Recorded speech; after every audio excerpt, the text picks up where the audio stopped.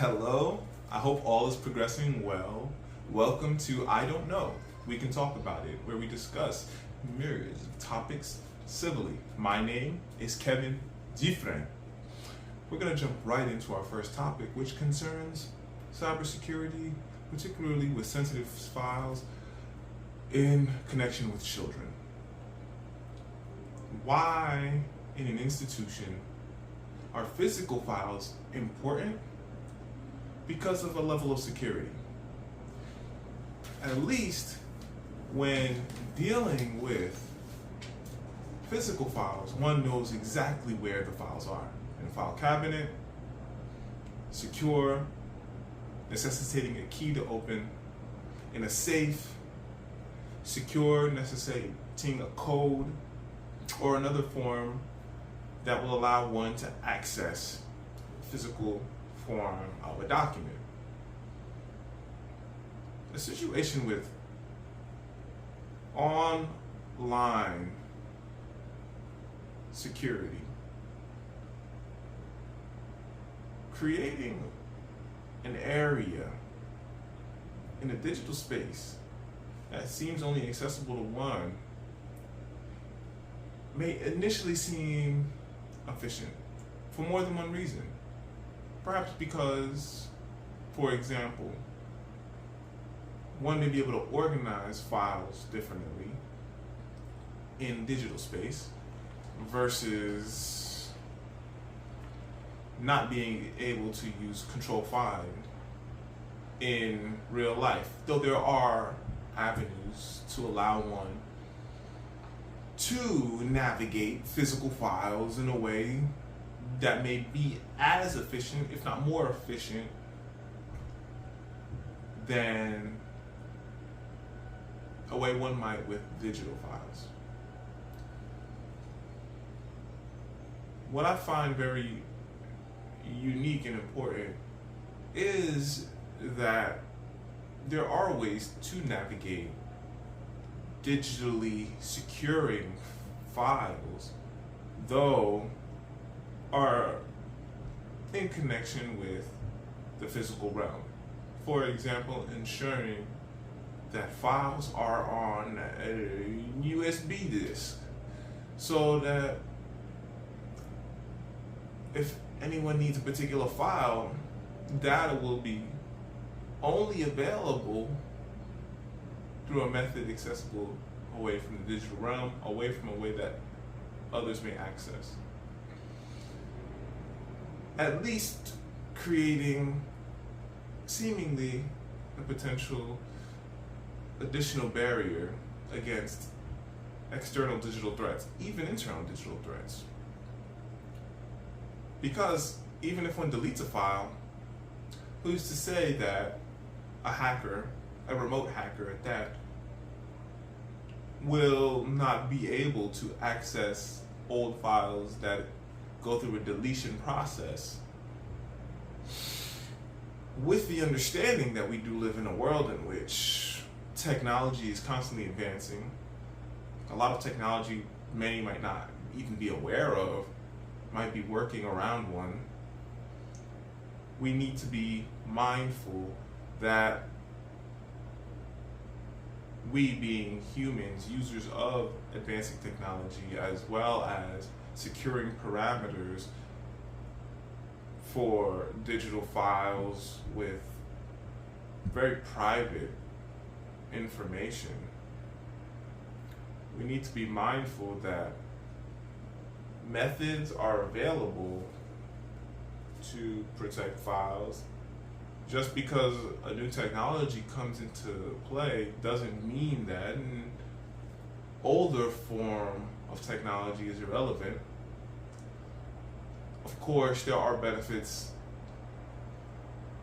using physical forms. For example, if a medical professional is using a folder, hosting a file or so with medical information, writing the information down, engaging not only with that physical context in relation to the physical patient, though security parameters in a very private, secure sense. So I think the fact that private information is an easy avenue to save online, though not the most secure realistically, can be very problematic. Because a server is quite different than a safe house. If one creates copies of files, portfolios for clients, for example, in a safe house, to be security, insurance, potentially more than one safe house, so is beneficial for a client's history medically, as well as in case of an emergency that may happen to a physical space.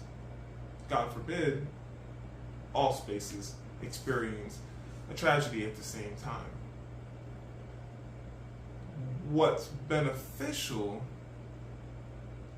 is that physical forms can be in myriad ways. USB, disk, paper, folder, etc. External hard drive. Additionally, with digital forms of sensitive information, secure measures can be set in place. MFA,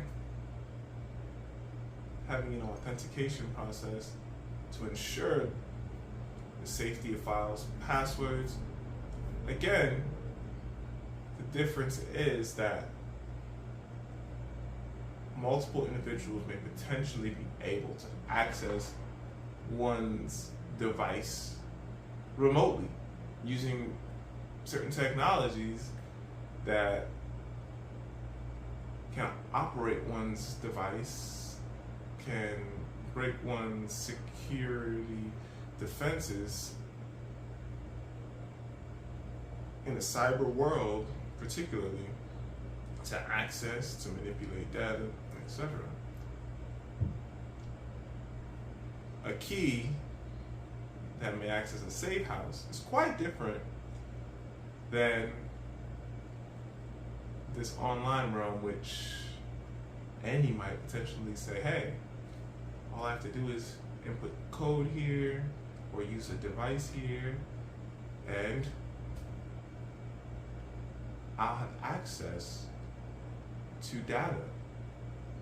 Why might anyone want to leak data? I have no idea. What's striking about the data, this is private health information of individuals that might pop up later in life. Additionally, it might be so sensitive that one might not really want all that information out in the public. I mean, looking at the ages of individuals experiencing certain situations, I'm somewhat aghast initially reading the article, because people are not being mindful, and this touches on the safety portion of action parameters. Action parameters being the parameters of why someone does what someone does. Is someone really thinking what's going on in a person's mind that is disconnecting with the reality? So of course, I love the physical real world, and I understand that many people experience differently, and the effects on one's developing mind, the actual physical mind, what's happening in the psyche of an individual, especially constantly away from digital integrations with the real world, so are primarily in the digital realm versus the physical real world. Ooh. Draw me to a plane of curiosity, because safety is important. And of course, how we are social human beings is important. So I think never neglecting older technologies is a very important aspect of securing futures of children to start, though sensitive information. Protection, safety, security, all very important, and ways any handle sensitive private information will vary per entity, though engaging with individuals that are not adults yet, especially with that particular information being available online, even more protections need to be set, because physical presences are potentially in more of a direct path of harm because of the exposure of sensitive, private information. We're going to move on to the next topic, which concerns affirmative action. Coming from an understanding that one must work hard, work smart, be as efficient and useful as possible in life in general, I think the affirmative action ruling recently is in connection with a bigger picture than diversity. Whoa, that's a millipede or a centipede. Those things are, well, running at many speeds. So when many individuals, entities are deciding between going to a school or accepting one into a school, the areas that come to mind may not be clear to everyone. Every school has a theme. There are some schools that operate with more variables beyond a set theme. I want to give you a clear example. A school may be known for sports, whereas one school may be known for education, broadly speaking. Then a student that is really good at sports gets into a school that, well, is known for education. And a student that is doing very well with education, the academic side of school, gets into a school that's very well known for athletics. Both of these students thrive, set a new precedence, make headlines, and may begin to appreciate each school in a different sense, at least each individual.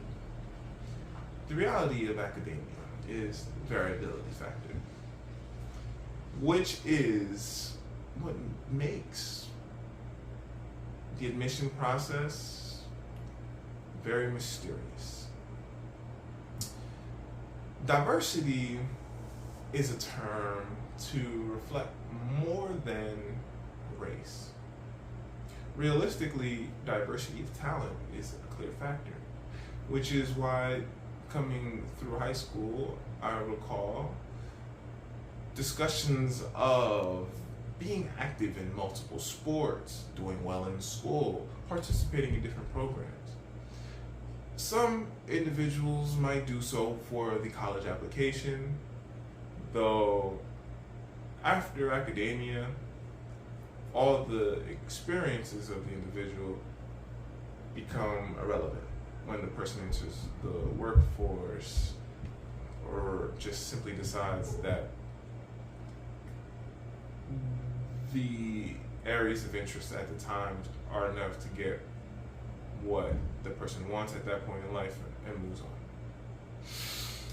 Whereas some individuals truly do find value in experiencing different aspects of academia, what academia offers fully, not just for getting into school, though for life. Everyone's experience is quite different going into academia.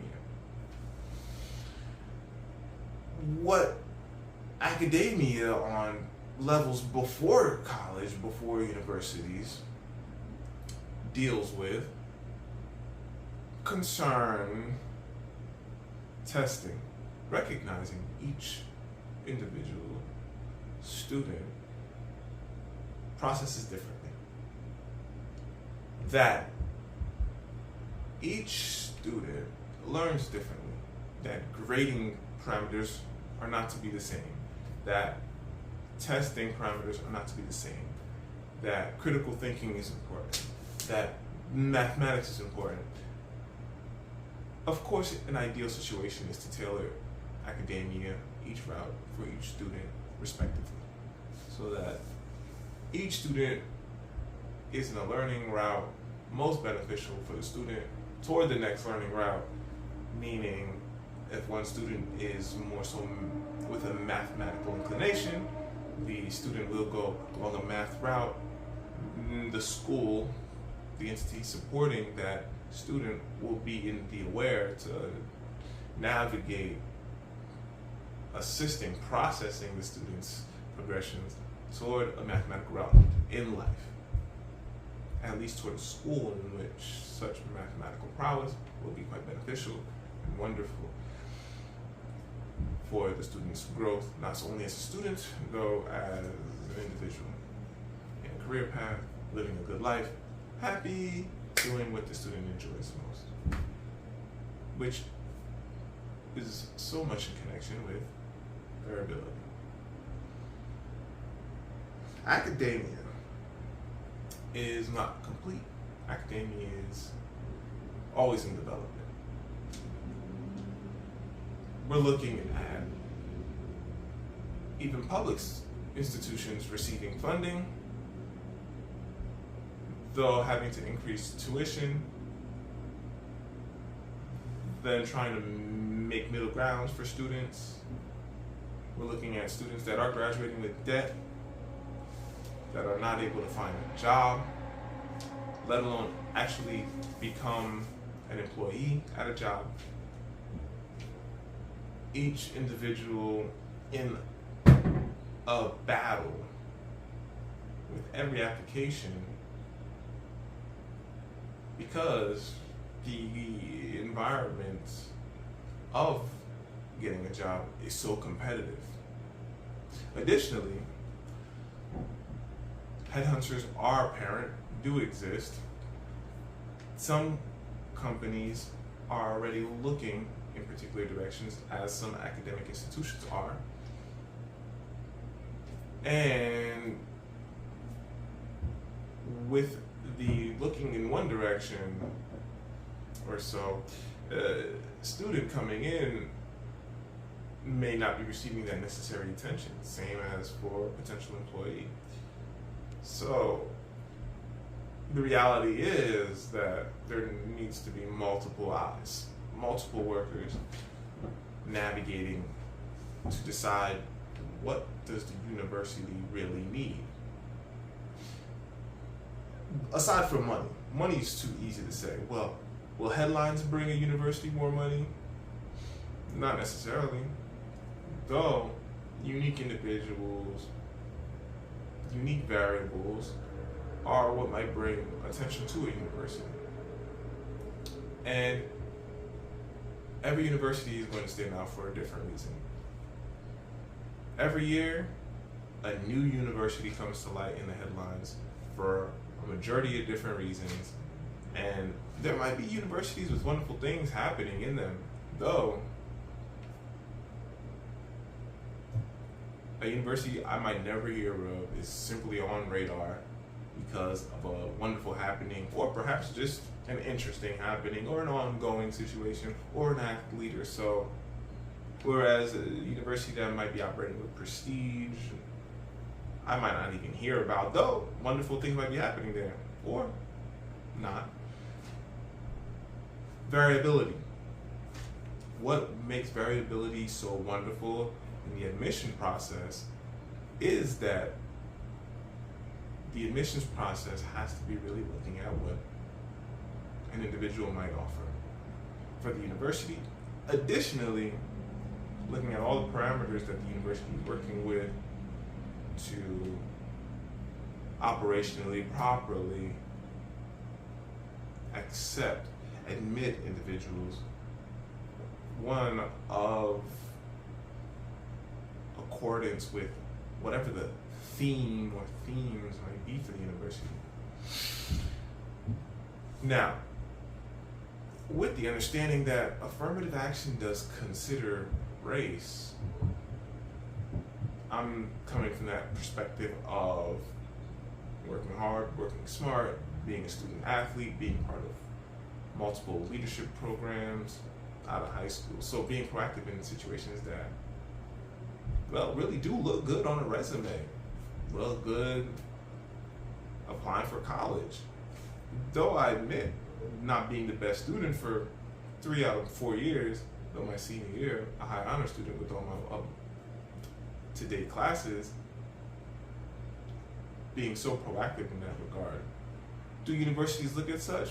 Very important to assess that whatever is working in this particular avenue, for whatever reason, is considerable for an individual. Not every student that has the perfect grades will be anything more than that. Nothing wrong with having perfect grades. I'm saying that they may do very well in life, balance out, and that's it. They're just successful. They might be very successful, respectively, with perfect grades in school, and that's awesome. Similarly, every individual will offer a unique perspective. And that's really what this conversation is about for me. It is the reality that variability will be a key factor. Of course, we're being individuals that are mindfully approaching what might be happening on an extreme level. I always like to think that on an extreme level, there are a lot of reacting forces. So, for example, people that are in the extreme spectrum of polarization, dealing with a new situation that might seem overwhelming, though it's really not. Like, for example, a DEI officer being a part of a company may draw individuals to think, oh, well, this means that we're looking to hire more people of, though that actually may not be the case. What may really be happening when it comes to diversity, equity, and inclusion might be that someone comes in to be a DEI person and be consciously working to acknowledge that the majority of this company is working remote because the majority of this company is not able to afford to live in the area where the headquarters of the company is. Now we're paying for this overhead. Are we working equitably? Well, the more we work remote, the more equitable we are able to be. So, though we are paying for this headquarters here, we are also allowing the freedom for our employees to work from wherever is most affordable for these individuals. This is just working from an internal perspective, looking at what's already present when a DEI person enters the realm. Because it's not just about race. It's the fact that people that are of the same ethnicity, of the same race, don't all like each other. If you don't already know that, some individuals of the same race or ethnicity may not make that apparent because it's not really necessary to make that apparent because everyone's dealing with personalities realistically at the beginning of the day. The visual portions for me are more like, especially in the workplace, we're just like, bleh. It's like, okay, we have to get to work. There might be cute things happening, like a nice hairstyle or a nice shirt, a nice skirt, you know, a nice piece of clothing, maybe some cool design happening that might merit a compliment. I'm not really one to compliment, especially at work. Though, the consideration of what an individual might be coming from is quite important because that's variable. Many people do not know when people come into the workforce together. So, similarly, though different than an admission to a school, an admission to a university, and admission to the job. So, the understanding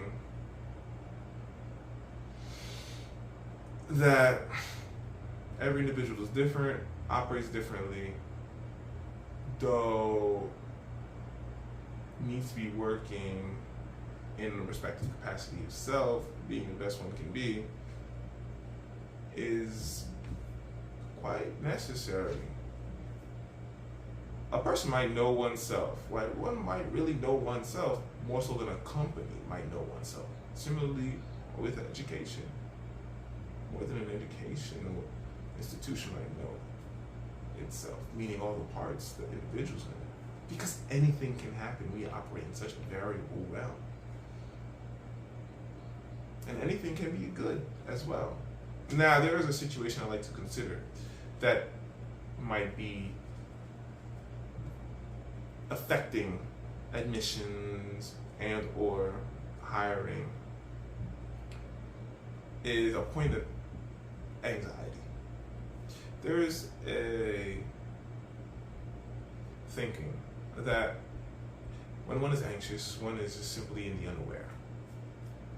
So, what might ease one's anxiety might be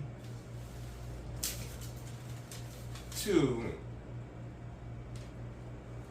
go with a route that might feel familiar.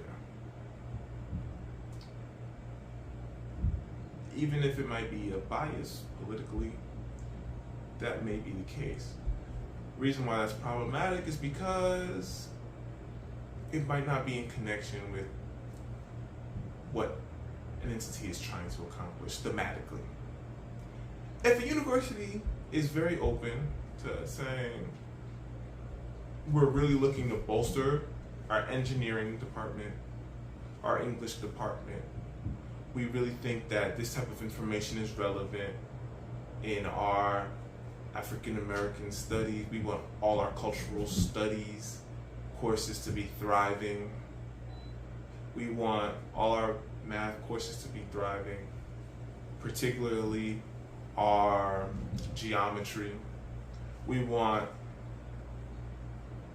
our engineering courses to be thriving. When a university speaks in that regard, I feel as though that may be thematically setting up a university for success. Now, variability comes in. There might be a wonderful engineering fulfillment at a university, though 90% of the engineering students are like, we want film studies. We don't have film studies.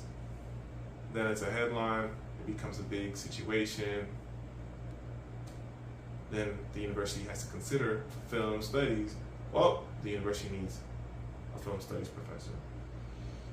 An example. So the variability factor is huge. How does one decide what one really wants?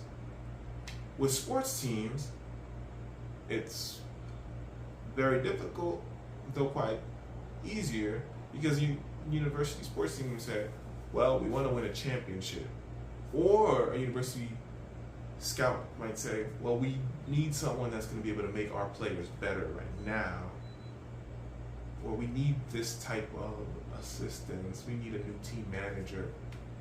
Any of these variables that will make the team better operationally. So when we're discussing these parameters of hiring or intern admissions, I feel like being able to discern without bias on an individual's choosing, so an individual's choice must be relying on the bigger picture. If the university does not have a theme or an objective, a goal that makes sense for the entire university, or if every department is not submitting a goal sheet and trying to work with the goal sheet that's going to basically cater to what the theme of the university is, the hiring situation will be very, very difficult.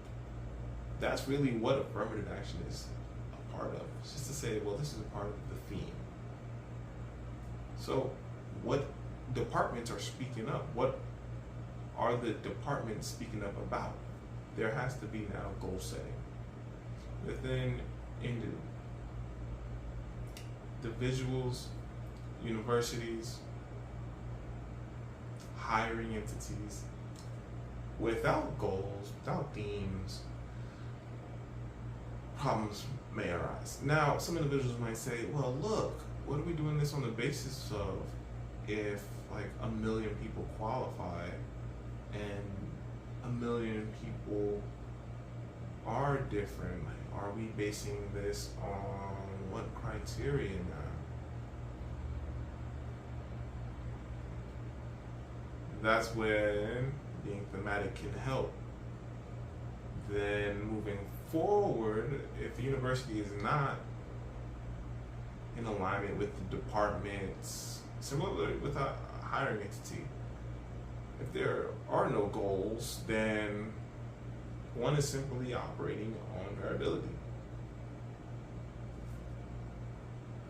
So might as well put all the names in a hat and just pick one out and say, this is our next admission.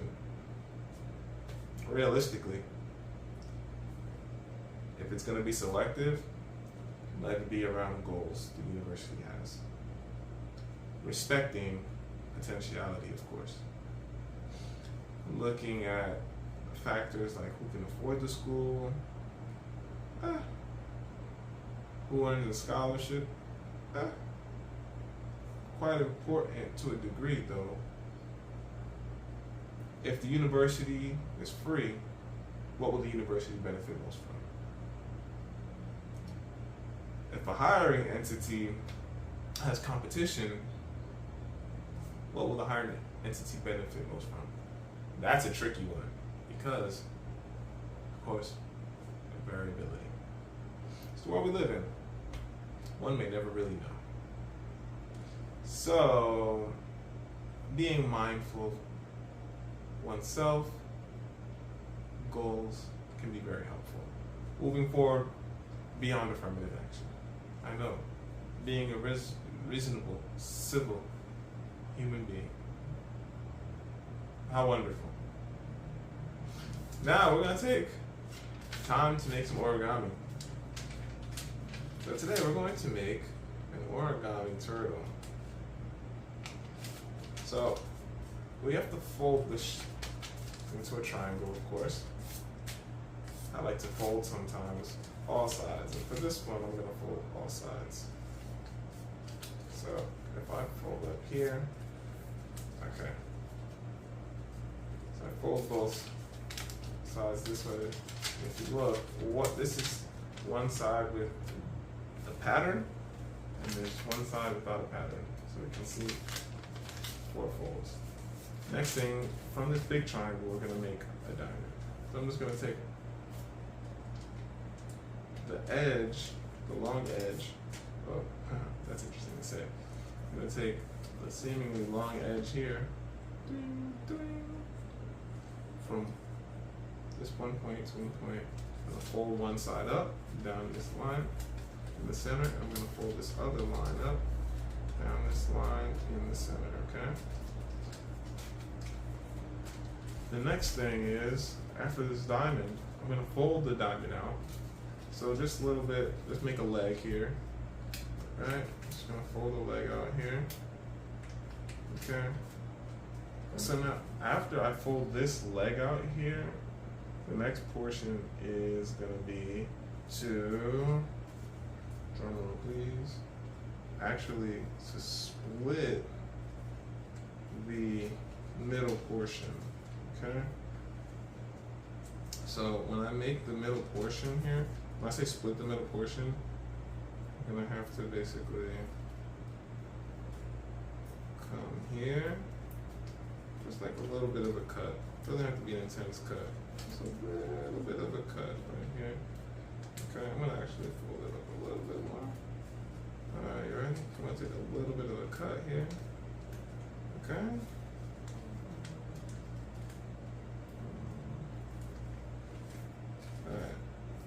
So let's take this little bit of a cut. Now my turtle here has a different size legs here, but as you can see, I make a little cut inside. You can use your hands here. The instructions say use some scissors. It's completely up to you. I like to use my hands. And so here we go. Boom. As you can see, folded right there. Next thing is we have to make the sides. So one way to approach this is to basically find your center. And you can actually readjust your legging, your feet, according to your center. How I'm going to find the center, I think is actually a better idea for this plate, is to just basically take the points at the sides and just fold them in first. So this way I think you can find out where you can, not simply evenly, but better get your sides for this origami turtle. So then this one way is then I can basically remake the legs that I make initially. See that right here? So then I have that remake of the legs up there up top. And then I'm just gonna fold that. So when I do it in connection with the body, see that? It's in connection with the body. So now they're gonna be way more even, the legs. So then I can just continue to make like a little bit more of a rip down here. As you can see, the edges are not perfect, but you can see that there's a little bit of a rip there. And you're gonna get the legs to look like, legs. So yeah, just a little bit of a little rip on both sides until you get to the point where you can make the legs the way you want them. But they're gonna be a little bit more even now. So now this is the base here. So here's the turtle forming, right? Now what I'm going to do is make it have a little bit of a 3D effect. So after I fold the sides in to find my legs, I'm actually going to fold the legs a little shallower. So I'm going to make a little bit less of a fold so that I can make somewhat of a rectangle. Okay? So basically I'll take this here and I fold it right here. Good. So I take this portion now, and then I just kind of like After that's fold, I can basically create like a nice little triangle, like a little mini stand. So it'll fold up a little bit more. Now remember, if you fold it heavily though, you'll have a little bit of trouble, but it'll have a little bit of an elevation up there, like a little bit of space on the side. Okay, well of course with a turtle we want to make somewhat of a head, don't we? So, unless it's in its shell. So what we're gonna do is just flip this turtle's head down, pick a point, pick a side, and just fold it down at the top, one of the top points here. And after that, just fold it right back up. Okay, and ta-da! There you have it. You have a nice little turtle. And so the way to get the design on the outside is to actually ensure to start the initial folds with the design on the outside, so that the colors will be on the outside versus the inside. So when you make that fold, if you just see white or whatever side has a design on it that you might not want, or you might want on the outside, then you go with the design. If it's the design you want on the outside, if it's not the design you want on the outside, then you just fold so that design is on the outside, then start from there. And that's really it. Here we have our origami turtle. Maybe hungry, maybe full. Wow. So, recently I watched 2 films. Ooh. I watched Joyride and Sound of Freedom. Joyride is a comedy, though strikingly taking the role of jester. You get really serious in the film. We're talking about really serious topics. At the same time, we're having moments of laughter. The reason why I say so is because the film feels very much like I'm entering a different space. I'm going to bring up a few topics that the film discusses. The film does look good on theater. I think the film might feel different on a screen though, because it seems like a film that's so close to home, if one will. We're really looking into a different form or representation of a PETA comedy, noting that there is interracial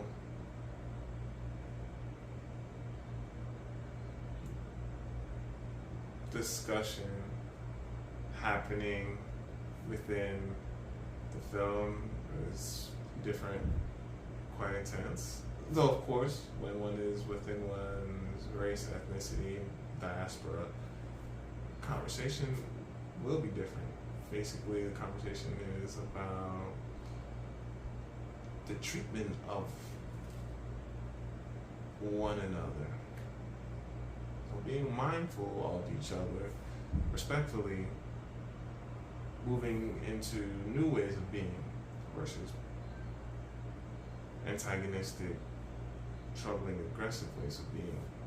We look at these sentiments in the film, the audience, hopefully not as just comedy, though, bringing into perspective the reality of what might be happening in one area of culture.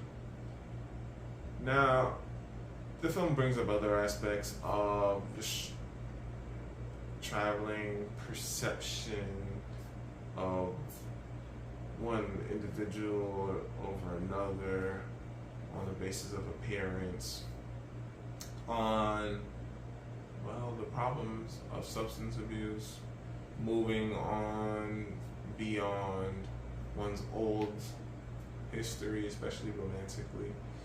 The film definitely touches on social aspects, bringing in how the digital realm can be a place for connectivity and community for an individual that might not find camaraderie, friendship in one's immediate locality, and the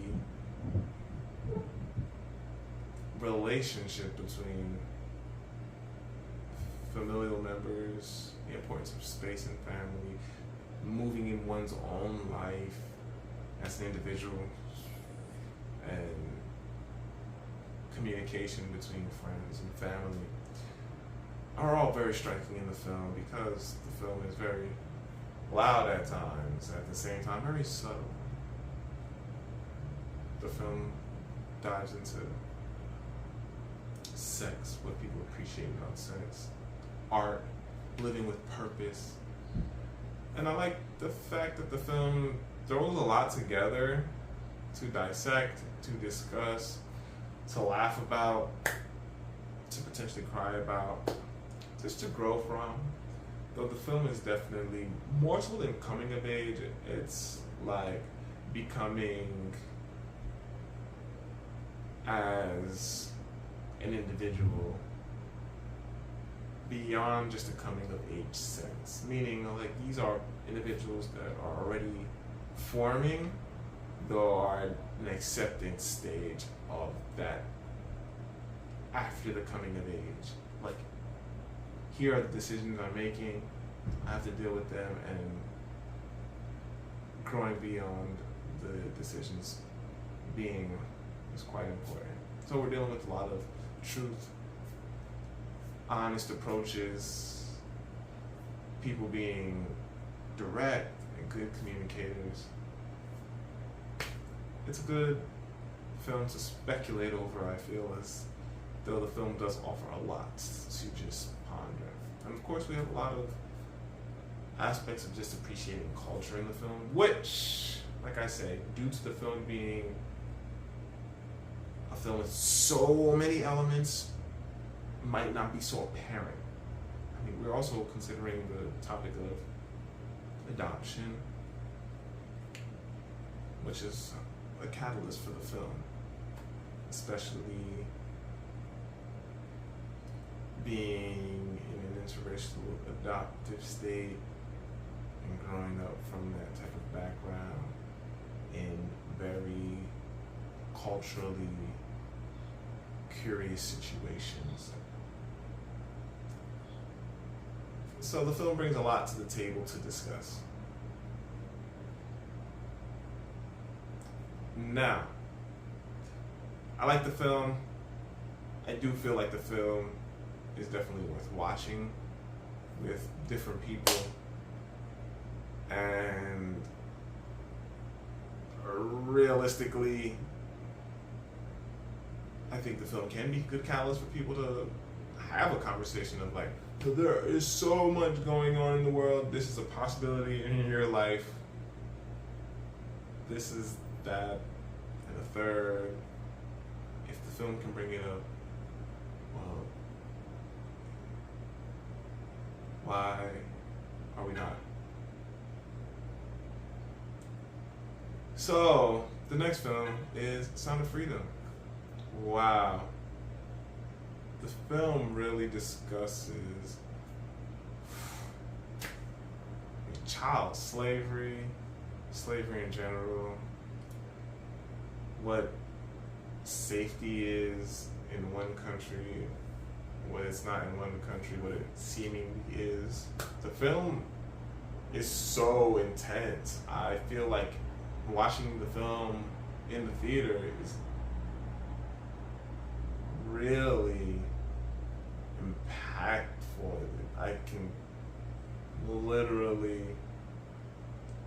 see the individuals in the film, the experience of sitting in the theater to take in all that information about what children might be going through. It's quite scary. And I don't actually ever recall this coming to my attention all the time, though there are presences in the US that are really working to effectively rescue children, to stop slavery, to prevent kidnappings. Very frightening to think about. The situations that come up every so often happen realistically in my post-college years. And it's like every so often I'm like, whoa, this is a reality? So we're dealing with a big world, and we have a government official working overtime to ensure the safety of individuals globally, particularly children. And one family's case is quite gripping. The film is on the basis of a true story. I think the acting partners fulfill the film very well. I think the context of the story are quite important and necessary for individuals to be aware of. I think the film can be somewhat of a warning, though it is more so of a call to action for any that are unaware, that are seeking a way to be of use in a good way in life, if not already being of good use in life. I think showing the film is a way of setting forth a warning as well, to share that people are watching. At the same time, I feel like the film draws on a level of caution. So any that might be criminal, maybe seeking to navigate differently. Safety is very important to me. So I think the film's approach is quite sound in sharing the story. At the end of this film, we have protagonists speak to the audience about the film and the purpose, and it really encourages others to share the film. I think being mindful of one's surroundings is quite important. Keep the children safe. There is a lot of good in the world. I'm always looking toward the good, to be with the good, to grow with the good, and for good to abound, more good must strive. More good must secure the universe. Thank you for being with me. I want to remind you that Pictures works in tandem with, I don't know, we can talk about it. So if you're unsure of how to navigate toward the form of Pictures, take a moment to check out this video. Welcome to I Don't Know, We Can Talk About It's intermission point for www.pictures.com. Welcome to Pictures, where expression, the choice to express in the public sphere, is to bear in the wild your choice responsibilities, where beyond anyone and anywhere else you will encounter yourself. Aside from Pictures, music, books I've read, publications, merchandise, and of course the About page, the form of Pictures works in tandem with I Don't Know, We Can Talk About It. So I encourage you to stay up to date via the YouTube channel, the podcast, or use the forums to be an active participant in future discussions or other discussions. I hope we can continue to grow together. Onward and upward. Kevin Dufresne. Welcome back to I Don't Know, We Can Talk About It. My name is Kevin Dufresne. We're going to jump right into a topic I really enjoy talking about. Books. Books. Books. BS Jobs. A Theory by David Graeber. In spirit, I appreciate you. The text really covers different jobs and what the purposes of a job might be. A lot of qualitative data informs the text. Quite comical to know that this book is of research on the basis of an article that blows up worldwide. I find the ideas in the text to be quite hilarious because people have to work to some capacity. In the economy we live in, people really need to have a way to live. I'm not saying that the economy is, this term is actually very large. So when I say economy, meaning not saying that what one has access to is enough for one to live in one's locality, let alone survive. Living and surviving, I think, are quite different.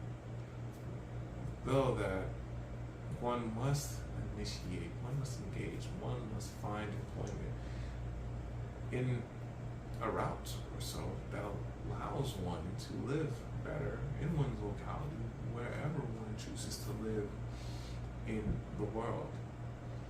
The idea is that work may sometimes be experiencing convolutions, maybe working on way too many levels, on too many different levels, may not be so much in the understandings of individuals to know that one sector is actually not quite so different than another sector, and that verbiage can be quite problematic in one's understanding of what really is.